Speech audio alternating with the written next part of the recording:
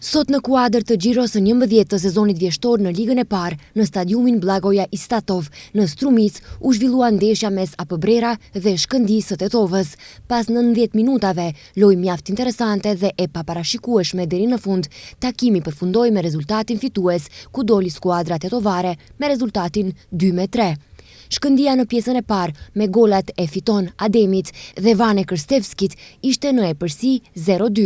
Mirë po në pjesën e dytë vendasit arritën të shkojnë 2 gola me autor Nzenge Icilihuçi, 1 penalti, ndërsa Shkëndija realizoi 1 gol me autor Endrit Krasniqi.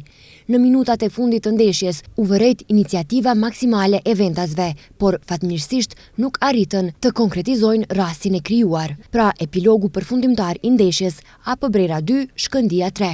E rëndësishmja e kësaj ndeshje padyshim është fitoria dhe 3 pikët, ndërsa për lojën e treguar gjithsesi se stafi teknik do të analizojë ditëve në vijim, sidomos repartin e mbrojtjes.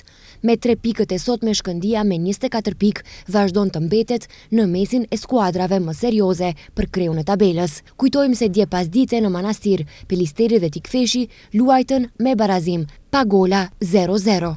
Kujtojmë se sezoni vjeshtor vazhdon të hënën me ndeshjen hapse të Xhiros së 12 që luhet në Gostivar mes Arsimit dhe Bashkimit.